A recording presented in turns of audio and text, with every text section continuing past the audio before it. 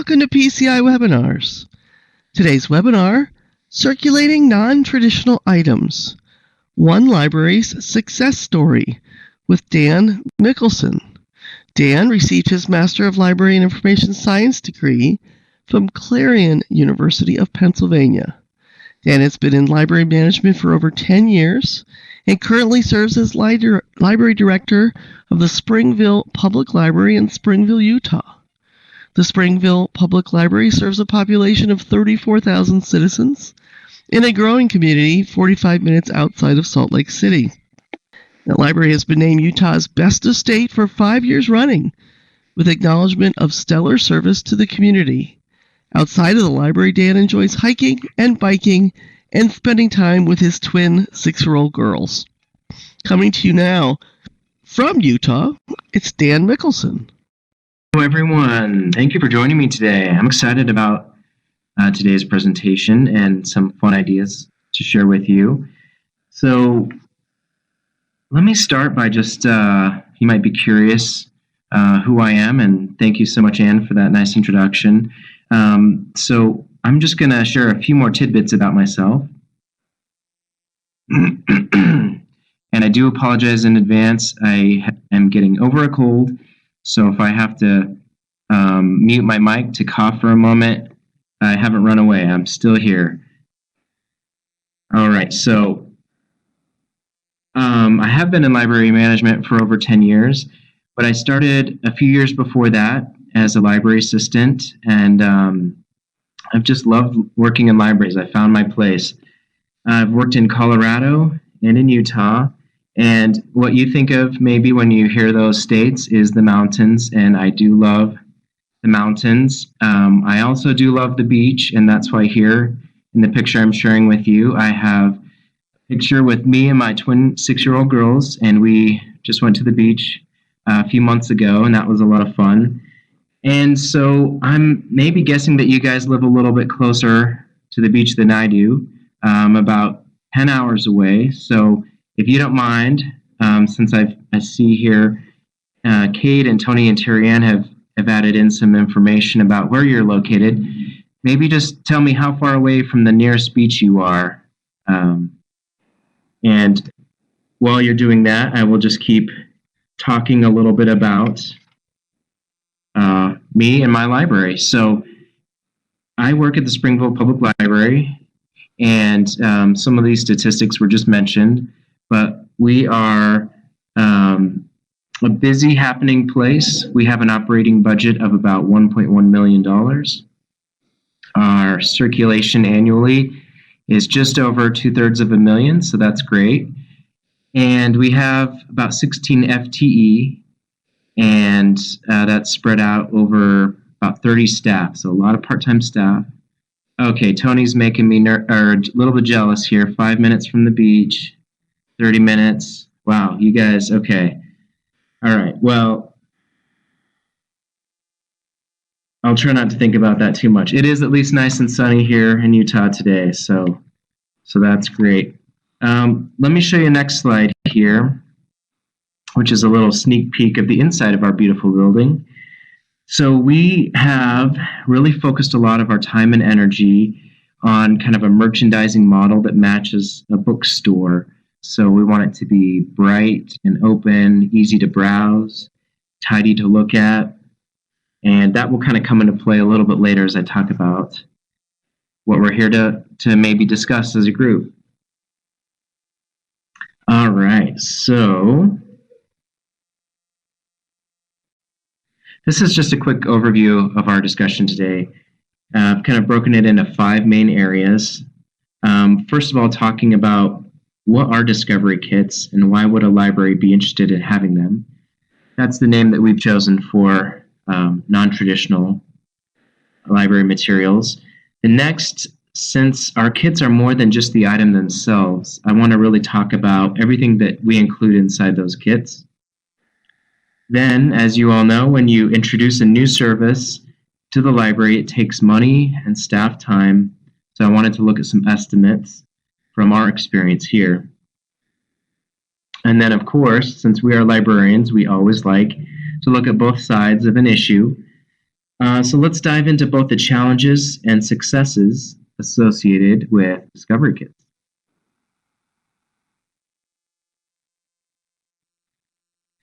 All right, I'd love to have a little bit of participation from you all. If you're available, and I know sometimes when you watch webinars, it's not always an option, but if you could just type into your comment box, what are some of the types of items that your library currently has in their collection? And as I wait for those responses to come in, these are the things that I thought about when I asked that question to myself.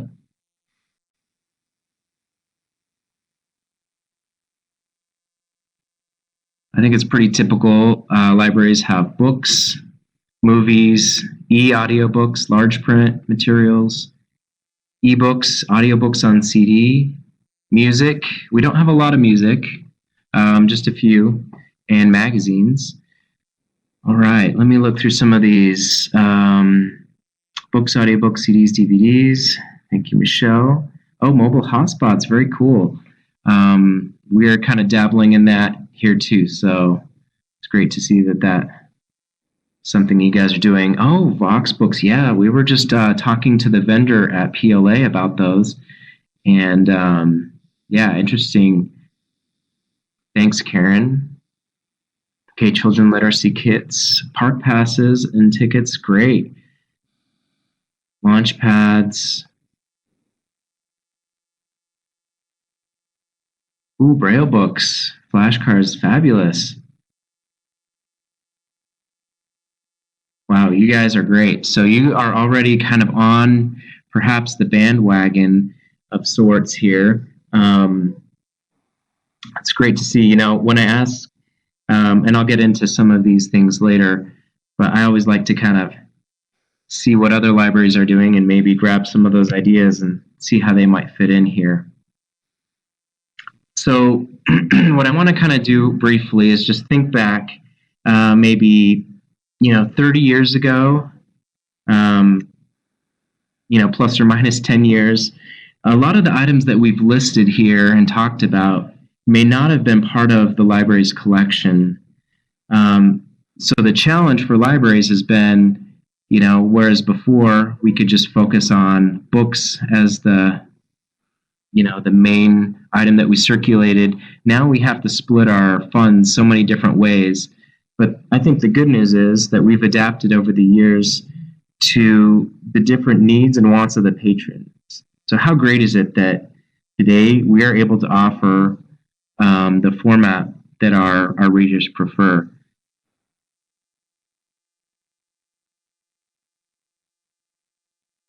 Puzzles on the honor system, very nice.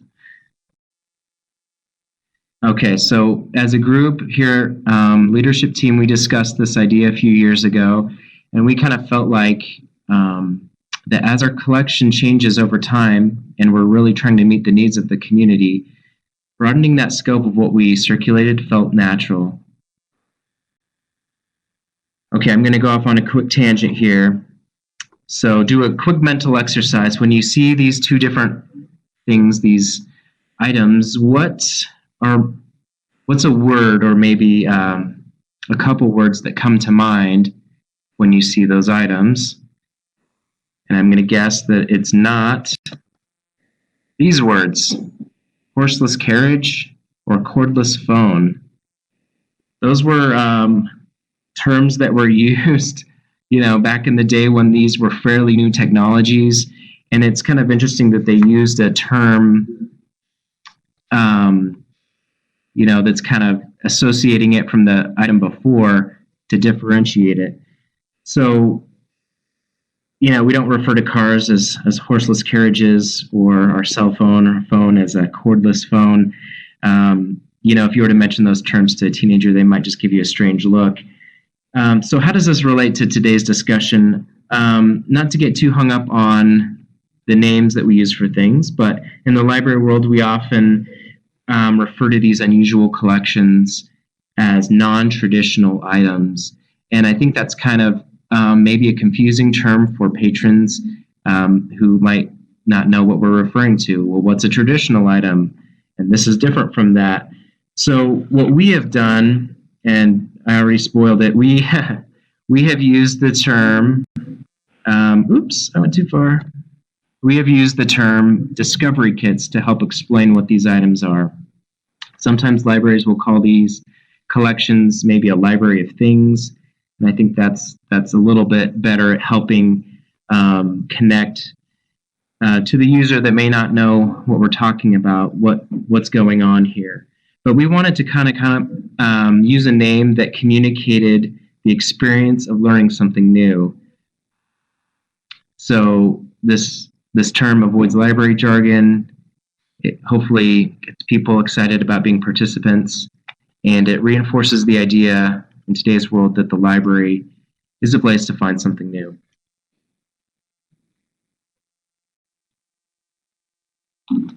So this was kind of interesting to see, how long has this concept been around? And I don't know that I know the actual start, but I was reading the library book, and maybe with the raised hand icon, give a green check mark or acknowledge somehow that maybe if you've read this book. I thought it was really interesting as I was reading through that while the majority of the book talks about kind of the fire in the Los Angeles Public Library, it did kind of dive into a brief history of the head librarians of the Los Angeles Public Library. And Tessa Kelso in 1889 pictured a storeroom of tennis rackets, footballs, indoor games, and wholesome amusement that is out of the reach of the average boy and girl. She believed a library could be more than a repository of books, but could be the entertainment and educational center of the city.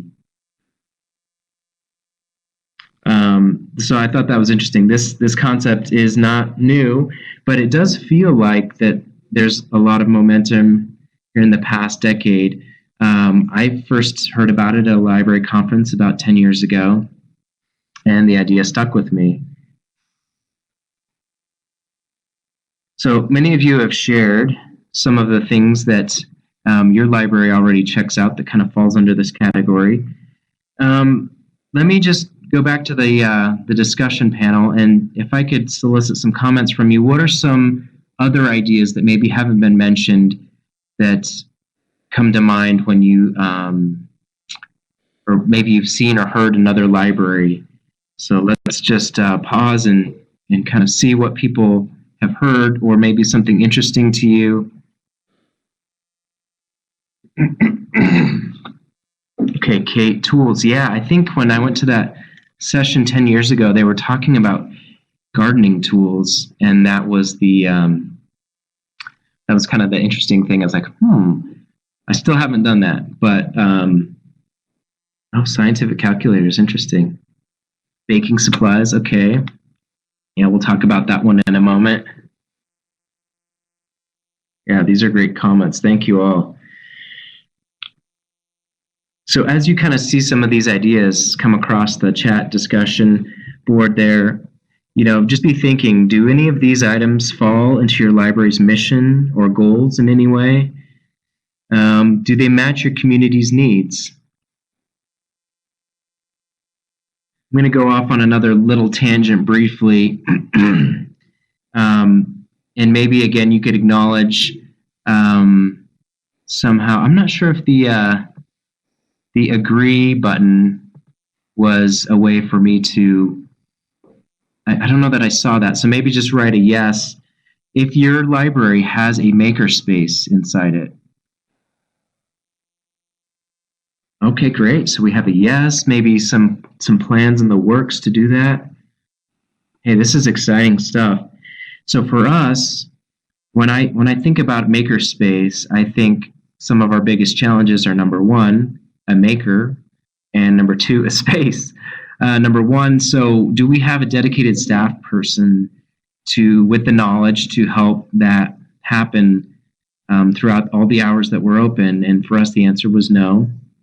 And we didn't really have a great space for that to happen. So in a sense, our kind of venture into discovery kits was a way to acknowledge the need for technology, but in a way that allowed our patrons to take these items home. They become the makers as they learn, and the space is their own house or wherever they gather. So I haven't given up hope on a makerspace completely. Perhaps that's in the cards down the road, but I do think that these two items go hand in hand in many ways.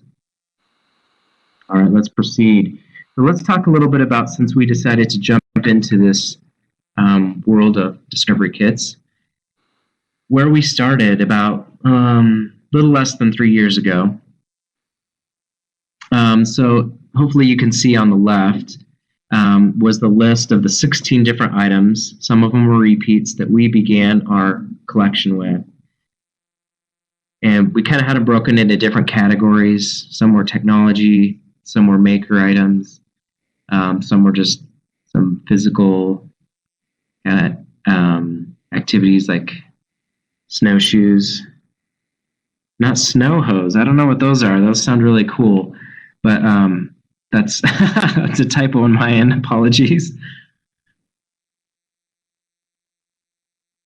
Okay. So we were really excited about these items. We had a lot of buzz that we generated, kind of made a splash. We did a little ribbon cutting event. We really wanted to get the word out, so we used social media. We were relying on some word of mouth, and contacted the local newspaper to kind of help get the word out. One of the fun things that I remember seeing was after we began, I saw some of the front staff, as they were signing people up for cards, they would kind of allude to our discovery kits in their talking points, and I thought that was great, just to kind of mention, hey, we've got a variety of items. Here's where you'll find the books and the magazines, the movies, and here's something new. So it was just kind of great to make that a natural thing to talk about. All right, 2.5 years later, and hundreds of checkouts later, here's what our list looks like now. So after a couple years, we now have 30 different items, and we're just going to be adding 4 more here in the next couple weeks. And again, we have a number of duplicates. We've seen what's been really successful, and just picked up one of many of those. And so now we have 45 total items. And it's kind of interesting, the ones that we've kind of added in the past couple years, such as the Nintendo Classic, so gaming console, a podcast creation kit, virtual reality goggles, weaving kit, bike repair kit, more tech stuff with photography, and African drum, those djembe drums. That's been a real fun thing as well. Okay, so those are the items that we have, but we package ours maybe a little bit differently. So we don't just put the items on the shelves. We have them in, if you could see that previous picture, and I'll show one here again, in duffel bags. We have the item, and it's usually contained in some kind of protective box. Maybe it's the original box it came in, or some kind of a plastic tub. And we also have books to connect it to our collection, and a guidebook to help the person that checks that out know what exactly is included. So here I've kind of opened up one of those duffel bags, and if you kind of look at it closely, you can see it's got our logo on it. And that was an important thing. We really wanted to brand these items in a way that people could quickly identify this is a discovery kit. It also helps staff, as we check items in and out, to know, okay, this is this is something a little bit unusual. People don't try to put these in the book drop, things like that. So let me go through those items again. We've got the bag with the logo, and they're all the same color. We've got the item itself. So here we've got a microscope. We have some books that we've added. We really wanted to make the connection with our collection to say, hey, it'd be great to learn about the unseen world with a microscope, so that they can use a book and the microscope itself to kind of dive into that hidden world. So that's been great. And then there on the left is that blue little binder that talks about all the different parts and pieces included and gives our users kind of a helpful start.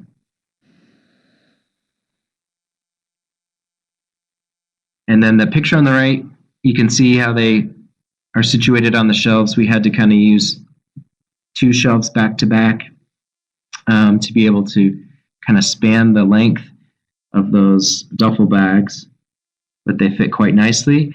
And then you'll notice the luggage tag hanging off the side. That's how we print what's inside there, and that's how people can tell, so they're not opening the bags all the time. Since you can't really see in, we had to print those luggage tags to help out. All right, now it looks like a lot of you already maybe have kind of a place and a way to add to your collection. But if you don't, and you wanted to kind of start, it can be a little bit intimidating not knowing, what's the cost and what's the staff involvement going to be.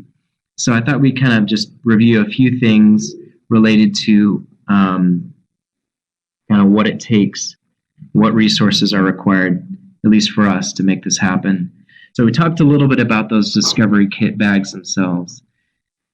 So, as we were pricing those out, we had to, add in each of those. We had to kind of think forward for maintenance of the items themselves, but also, do we want to maintain this collection and grow it? And then, of course, staff time was maybe, in some ways, a bigger challenge than the funding itself, just making sure we had a good flow for that. So let's dive into those briefly. So here are some of the cost averages that we had for our discovery kits. Again, these items vary wildly, so we have everything from a $25 hammock to a $350 virtual reality goggle set. So somewhere in the middle, come up with about an average cost per kit, and it breaks down $20 bag. The items themselves, a little under $100. The books about $30, and the little guidebook is just a few dollars. So about $150 on average.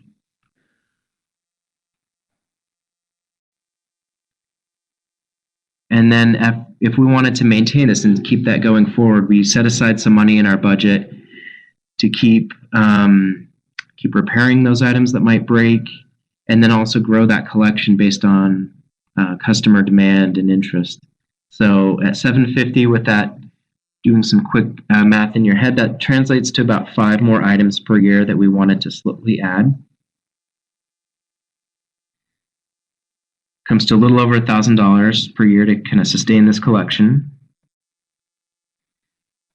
And this is a hard one to calculate, but we did our best to try to look back and look forward on this. Initial prep, that includes everything from finding those bags, deciding which items, writing a grant, cataloging them. So we guesstimated about 60 hours for that, with the ongoing management of about an hour and a half per week. Again, that can vary. Some weeks it's pretty light. Some weeks, if we've got 4 kits that we want to add in, Joanne, she's going to be busy the next week or so with that. And then the daily check-in and check-out. So we really wanted our staff to have a system in place, and we do that. So as those items come in, staff will review the checklist that's in that guidebook and make sure all the items are there, and then they will check it in the system, and it might fulfill a hold, or they'll just put it on the shelf. So we figure we check out maybe 5 or so a day, and each one's about a 3-minute transaction to verify all that stuff. So if you add all those up, it's about 210 hours.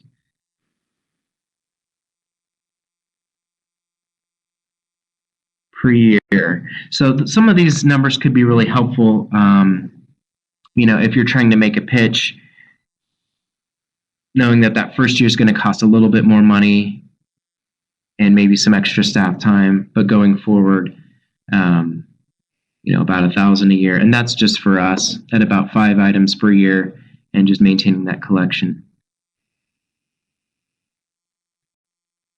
Okay, so you might be really excited. You're going to gung-ho go and try to find some money to make this happen, or to ramp up your collection with some great ideas of new things that you hear about.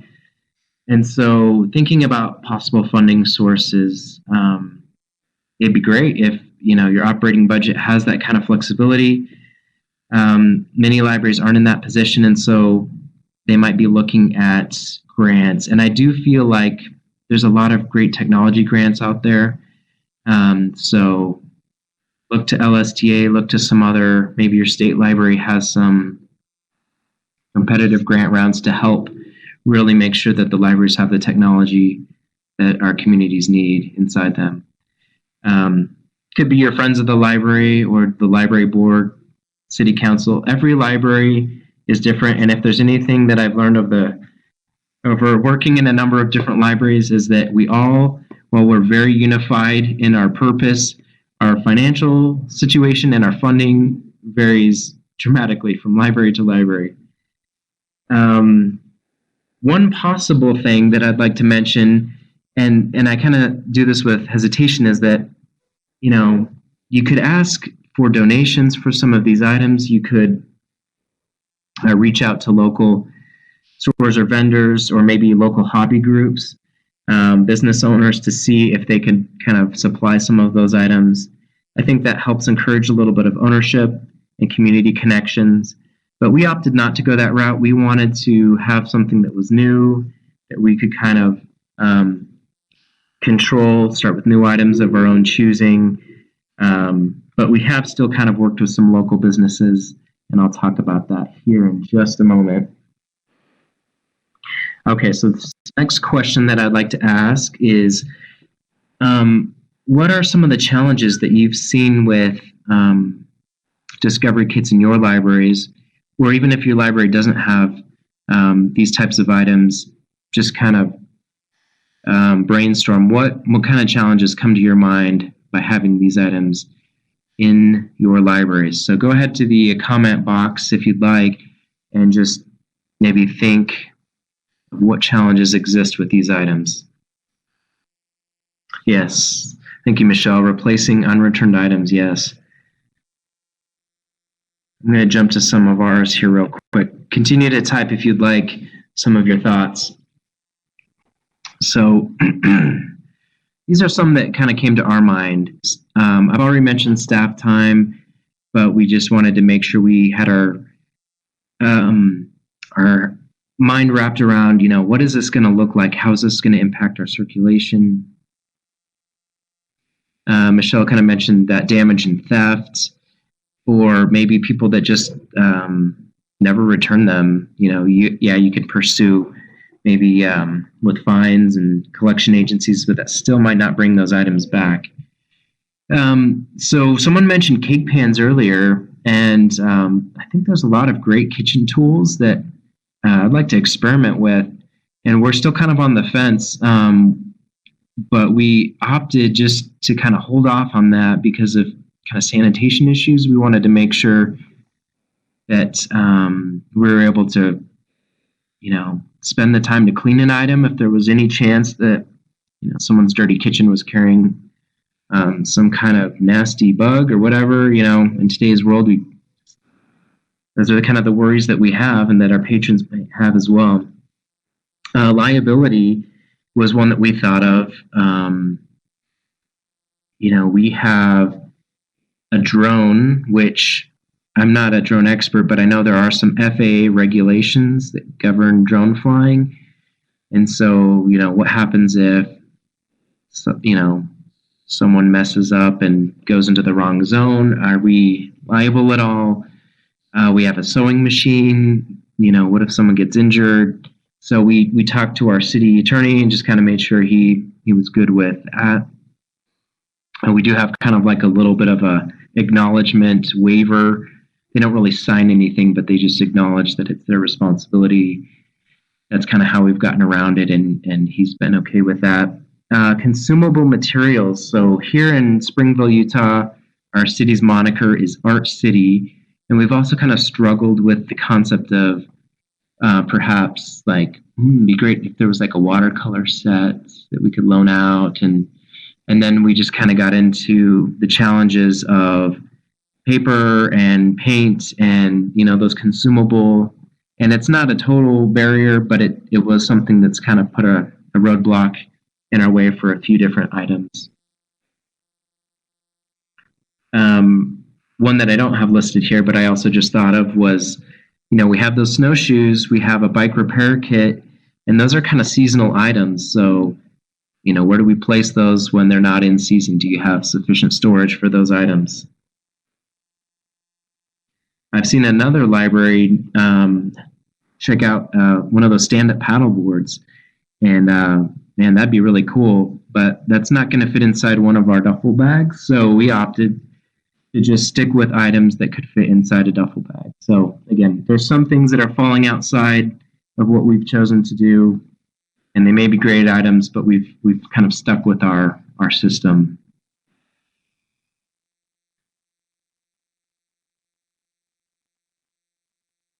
Okay, I'm going to check those comments because I see there's been... Oh yeah, museum passes, absolutely. So with the long wait, it kind of becomes maybe difficult for someone to plan a vacation or a trip to the museum if there's such a long hold list. So it's great that it's so popular. I've reached out to a few of the local museums, and unfortunately they were not interested in a program like that, but that's great that you guys have been able to work that arrangement, so that's great. Ooh, this is a great idea. Paint kits, canvas board.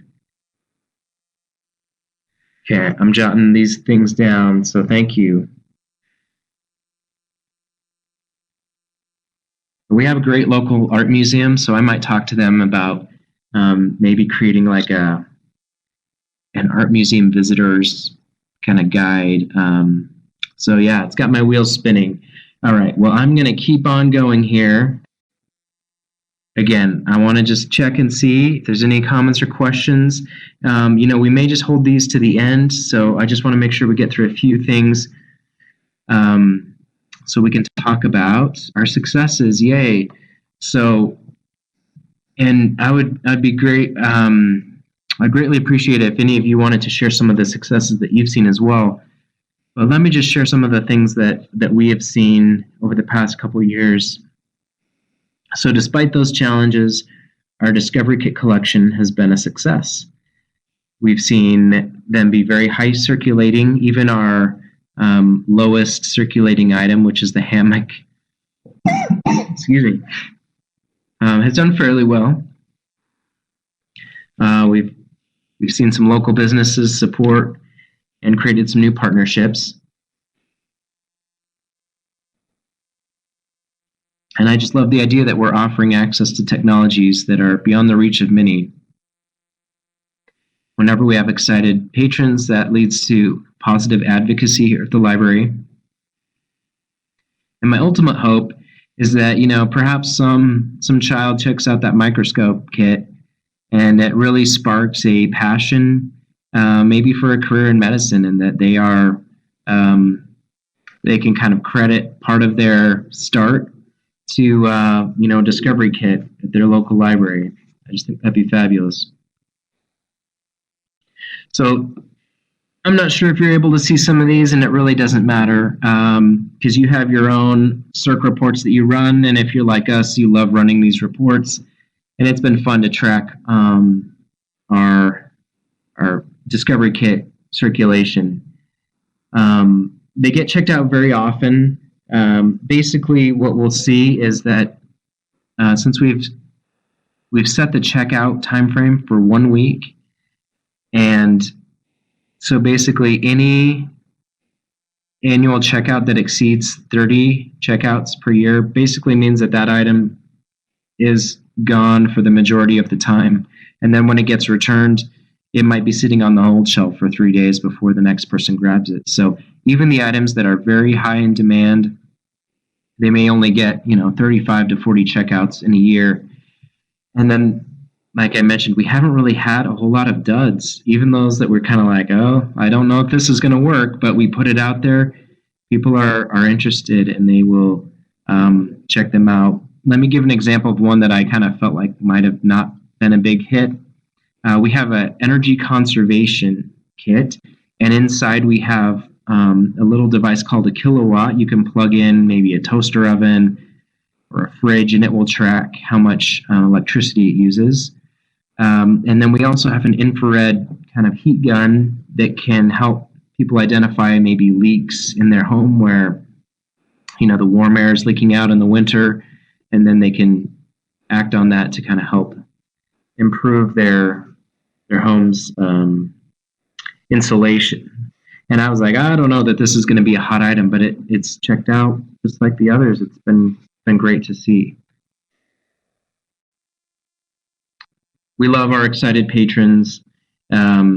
Here's just kind of an image that someone shared with us on social media. Thank you at Springville Library for the projector. It's so much fun. So this is a projector that we've allowed people to check out maybe for business use. They're doing a presentation or just kind of for fun at home. They can do a home movie downstairs on the wall, that type of stuff. And it was great to see comments like, awesome, we'll come check it out. Wow, I had no idea. So cool.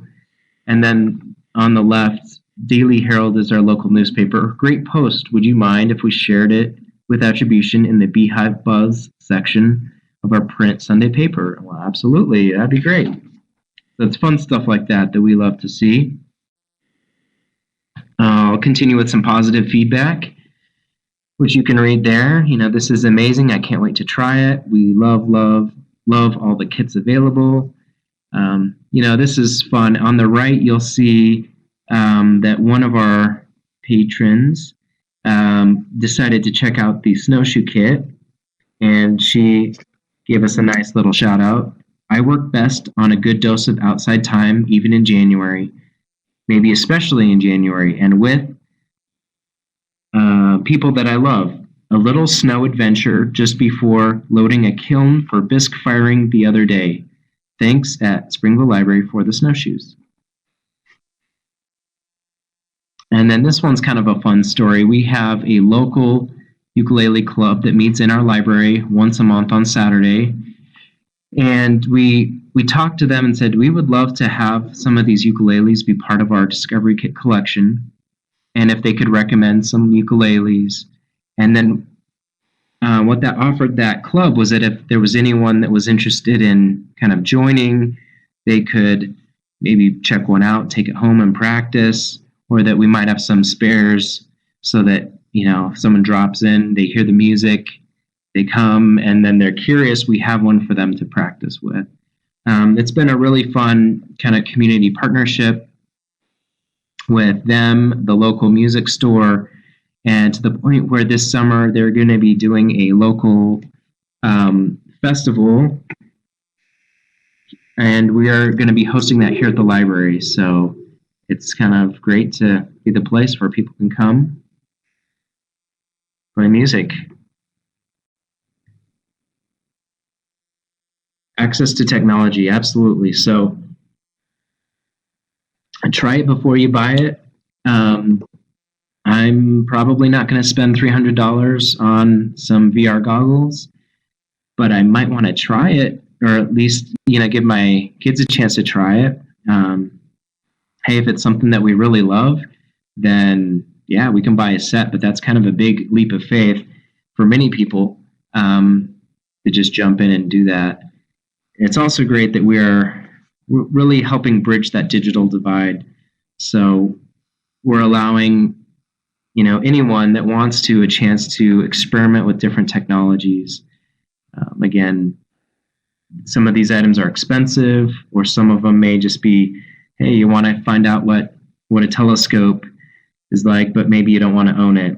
So we're hoping that it ignites a passion, and that it helps tie into our collection, and they think of the library as a place where they can go find out more. Positive advocacy. And then also, I'll just say advertising. So here we just, in the past couple of weeks, our library now has access to Creative Bug, which is it's a database resource. So it's a series of craft making instructional videos taught by qualified teachers. And in a way to help promote this, we thought, hey, let's tie in one of our discovery kits, a sewing machine, with the Creative Bug resource that we have on our website. And so we're kind of trying to, sell both. Maybe people already have crafts, machines and supplies, but hey, here's a great resource, or maybe they want to get started. And so now we can kind of provide them with both the tools and the expertise via that database. Okay, I mentioned that we have a few that are kind of in the works. Our podcast kit is our newest one that's on the shelf now, but we have a few that are kind of in the works. Sphero Robot. One of you mentioned the mobile hotspot. We're gonna test that out. I hope I'm saying this right. A sous vide. It's a kitchen item where you cook food, primarily meat, I believe, in like these vacuum sealed bags. Anyway, we felt like that was a kitchen item that wouldn't get too dirty or disgusting. We're gonna try our luck with that. And pickleball.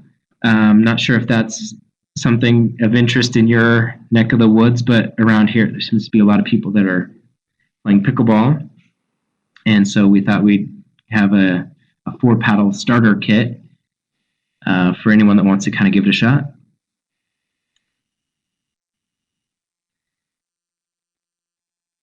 Now, there's not a lot of literature out there about discovery kits, but there are a few good web resources, which I'll share here in a minute. If you've been to the PLA division under ALA's website, they have a few helpful articles if you want to read more about this, kind of see what other libraries have done. It's always great to, like I say, get some new ideas out there. So that's a helpful site. And at the beginning of the presentation, I started with some photos of our library. So I kind of want to wrap it up with another photo. And this is a photo taken by a drone user in our community. And this image offers a new perspective of something that is familiar to us, the library. And my hope is that we as librarians can continue to offer a new perspective to the communities that we serve through our vibrant collections of books and other resources that help serve their interests and needs. Thank you very much. And now I'd like to just open up to questions, comments, please. Either send me some suggestions, ask any question you have. I think we have a few minutes for that. So, great presentation, Dan. This is exciting. I like to see these things. Oh, thank you. Michelle says they have 35 hotspots to check out. They've been amazing so far. You guys have hotspots? We've got one that we're going to be starting here. Okay. And I'm now wondering if one is going to be sufficient. So yeah, really. Yeah. We will see what the demand is. That's great, though, 35. And I also want to thank Annie for the comment about, where was it? I got to go back up to the thing you started, Annie. The healing library kit that you learned about from our webinar. And that's really cool. I can't wait to tell Andrew about that. Yeah, that's great. And that's what I think is really fun about these items is they can be tailored to each individual community. You know, you do what's best for your community, what resonates with your patrons. So we've got that question. Do you want to talk a little bit about what that healing kit was? Sounds like that was. Yeah, I'll try. I'm hoping Annie will type as well. It was a program on just helping people through healing. And I know it had a list of recommended books. Okay, let's say a child is going through the death of a parent. So it would have a list of recommended books and I think possibly meditation exercises and possibly things in the community that could help with that situation. And so that kit was available for checkout, and it would help that kid. I believe, I remember I listened to a lot of webinars every week. But if Annie's left us, so she's not going to be able to say. But the whole idea was to have these kits that would help your patrons with various issues they're going through. And again, recommending books, or I think some of the kits actually had the books in it, and then ideas about healing journals and stuff like that. So it's a very good idea. Yeah, that's a great idea.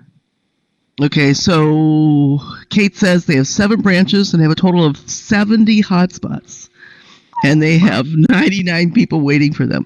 What do you do about your waiting lists, Dan? Do you check them and do anything about them? Yeah, so we'll check our lists, and it's not like with some of our other books where we can just, hey, if we see a really hot book and it has over 3 or 5 holds, just pick up another copy real quickly. If we see a lot of demand, we might get a second item. But we have those items on hold, and there might be a list of 10 people, and then when it comes in, it just kind of slowly churns through that list. But we do encourage people to use our catalog to search for items, because if it's not on the shelf, they may not know that we have it. So just to search and to kind of online shop in that sense. We do have a little bookmark that lists our items, but that's the one that you show on the slide. Yeah, it's a 2-sided bookmark, and as we keep adding items, the font gets smaller for those. So we are wondering if we need to make that into like a trifold kind of paper handout. Right. Michelle asks, how long do your kits check out for, and are they renewable? Oh, great question. Yeah. The kits check out for 1 week, so it's a 7-day checkout, and it follows our other loan rules, which is if there's not someone waiting for them, you can renew them. Often there is a list, and so people would not be able to renew them. We treat it kind of like our movies, which check out for a week, and then it's $1 a day late fee. So we want to kind of encourage people to bring those back, and we're not one of those libraries that's fine free yet, so that's kind of our motivation to help those. Do you think you ever will be? That's a great question. I would love that. And there's been a lot of literature about it recently. Yeah, so there's some nearby libraries that are doing that, and I'm curious to see how that goes. I think our big obstacle is more of the way our library is funded, and that those decisions are made through the city. We're a municipal library, so it kind of falls to them to be the ultimate say with that. Right. I was with a group of people last night, women. It was my stock club, and the one woman, actually several of us are librarians, but they were mentioning the one lady was saying how high her fines are because her kids check out books and then they mention them in class or to another student, and so her kid is very generous, and so he brings the book to school and then loses the book, or the book is stuck in his classroom somewhere. So she says she's paying all these library fines and service fees to replace the book and stuff like that. And she said that it was a $4.99 book and a $5 service fee on top of it, and she's funding that library. Yikes. Yeah, I guess so. Let me cruise through just a few more slides really briefly in case people are interested in wanting to download the slideshow. I have my contact information here. Feel free to reach out to me via email. You can look at our library online, our website, our social media, and then I've included some other resources like where we found the kit bags, luggage tags, and then there's some other great links. Other libraries that are doing this, sounds like many of you are as well. But just like I said, it's always great to see new ideas. and then it's fun to see it in the news. I really believe that the newspapers, when they have these stories, it's usually a really positive article featuring libraries.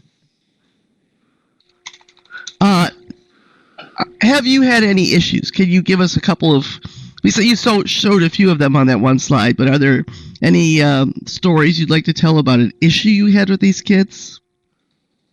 Yeah, so we haven't had any issue with theft, thankfully. We've got security gates. We have an RFID tag buried in there. They're pretty high visible, and they're close to the front desk where our staff is, so that's great.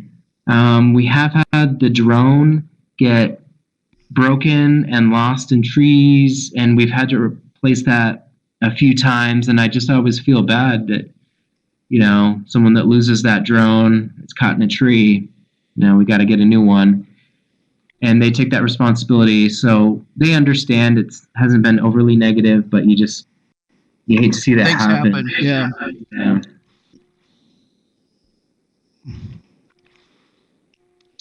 And then someone suggested you should present this at PLA. Yeah, thank you. I think that would be a lot. With that is the lead time for PLA, I think, is huge, isn't it?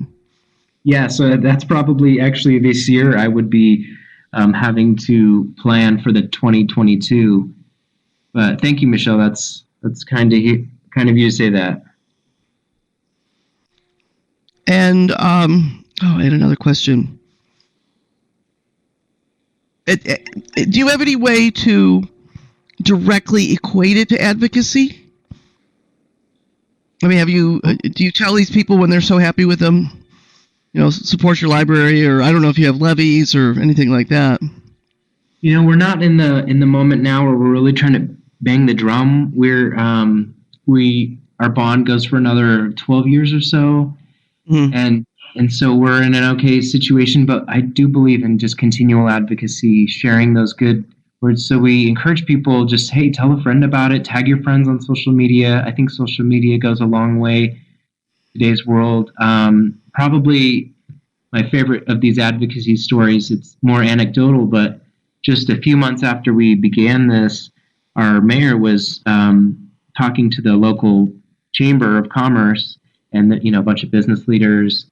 And, I attended because I wanted to just kind of help insert myself into that group.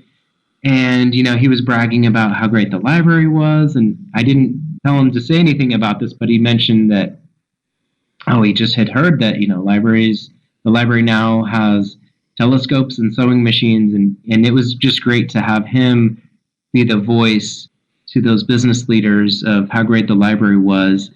And, it goes a lot further than anything I could say as a library worker here. Right.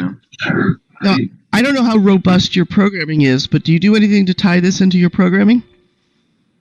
Yeah, great question. We do. I'm here. Yeah, these are great. So sometimes we will check out the kits themselves, and how to sneaky put yourself at the top of that checkout list, right? And then, so maybe our teen librarian will use one of the kits, like the VR kits.